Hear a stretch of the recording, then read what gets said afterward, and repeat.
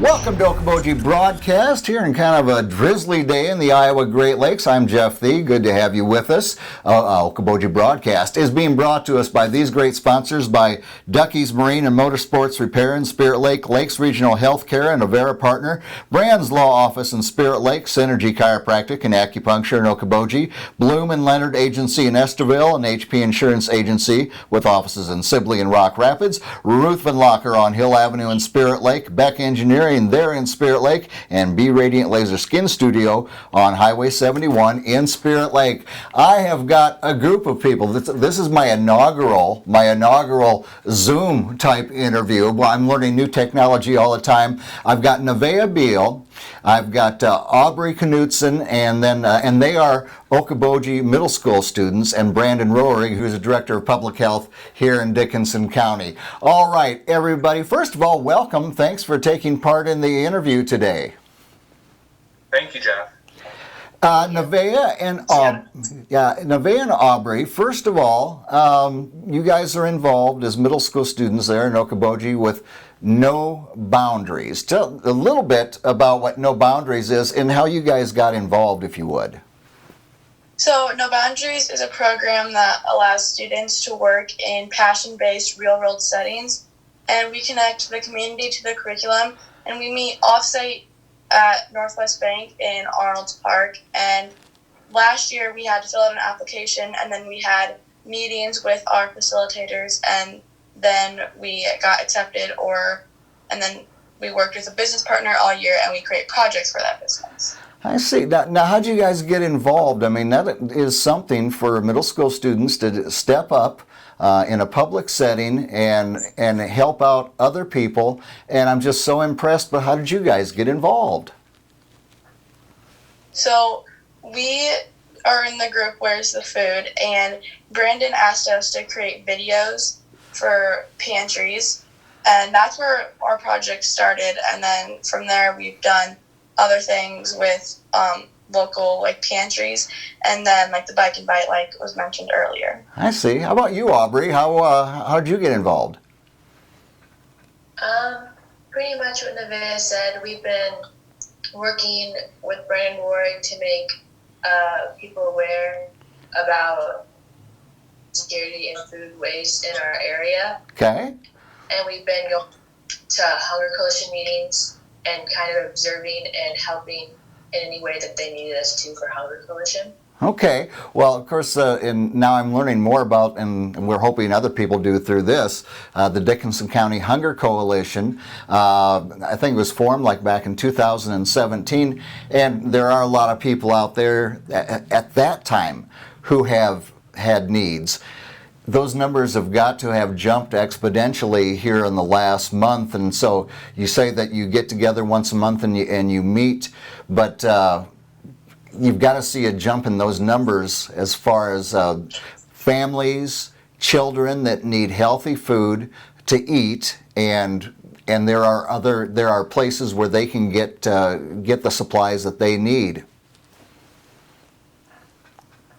Yes, and I would say they had the monthly pantry last week over in Lake Park, and they had about a 40% increase in the number of people that needed food from their pantry. And that's just a mobile one that's once a month. And they actually ran out of food and ended up taking some that they just had left over at the church and bringing it out to people's cars, which worked very well. But they were quite surprised by the 40% increase in people that were requesting the services. I mean, that is just a huge number, Brandon, and as time goes on, we could see those numbers, jump up again exponentially as this thing goes on.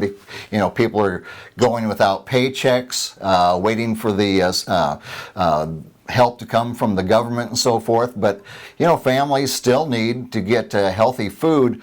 So, and I see on the website that they've got different tabs for the COVID-19 food waste, but then there's one for Where's the Food. Does this kind of show the dates, the times when people can donate, or when they can pick up as well? Yeah, this tab shows where all the food pantries are in Dickinson County, and where the food pantries are in Clay County, and it gives you the address, the phone number, and some of the forms that you would need to fill out. Okay. Just so they can know that you've been there and kind of just keep track. It also has a map that you can interact with to show you where the food pantries are directly, and it's basically just telling you where all the food pantries in the area are. You know, that's such important information, you know, and I noticed also on there, you've got like 20 different partners that you're working with, everybody from, of course, the middle school, Bedell Family YMCA, Voluntary Action, and I got a long list. I could keep reading those, but how important it is to have those different partners that are helping making this happen for families in Dickinson County. Oh yeah, so without all of them working together and working with us, this would not exist. And this, so you mentioned we started back in 2017. We had the Food Bank of Iowa came up and just hosted a meeting and just talking about the food insecurity issue. And we had a bunch of those partners show up to that meeting. And from there, we just continued to meet on a monthly basis. So now it's been probably about 3 years that we've been meeting at least monthly, talking about the different issues and then tackling different problems that come up here and there. And now we've been getting to work a lot more than we otherwise would have with the COVID-19 outbreak. Yes, indeed. So what are the pantries in Dickinson County, what are they doing during this pandemic? Most of them are curbside, so like people will stay in their cars and then they will bring out boxed foods. And so then not everyone's going inside of the pantry. Yeah. Do people have a chance to maybe email ahead, text ahead and say, you know, our needs are, we need diapers, we need vegetables, or how does what they receive, how is that coordinated? I think it's just everyone gets like a box of the same foods. Okay. So now, what other resources are out there for people in need? There is a website that is in place. It's IGL Corona Relief, and that is where people can like volunteer to help out. Okay. So now, as far as donating, and I know so many people, they've donated to some of the backpack programs and so forth. And of course, you know, with our social distancing, when we donate, we need to do it safely, whether we're wearing a face mask or how is that done? Do you coordinate with the different giver, whether it's Upper Des Moines or whatever it may be, and say, hey, we are dropping off, just so they know that you know it's more of a curbside delivery as opposed to going in and bringing a box of goods? Yes, and we would actually prefer if you would not bring the different food items for a lot of those, just because of the risk of transferring different things. IGL Corona Relief, one, does take volunteers in. We have a list of well over 100 different people that have volunteered. But more importantly, that website is the biggest avenue. If you need assistance, please go on there and request assistance. You can not only fill out an online form to request that help for a pantry drop-off, Meals on Wheels, whatever you would need, but you can also sign up to give donations, and there's different categories for that. You can select it to go to the pantries, to the backpack programs, just to the relief effort in general. So there's a couple different piles to that as well. And that's kind of the centralized hub for gathering volunteers, gathering people in need, and as well as getting the donations out to those that would need it as well.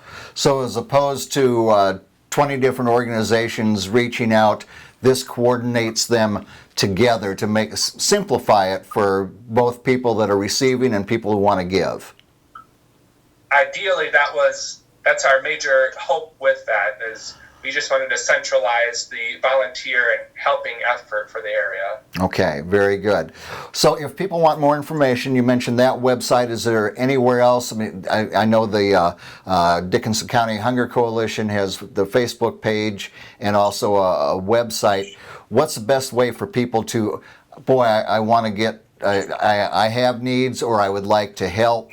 what's the best place for them to go, or would you go a variety of them?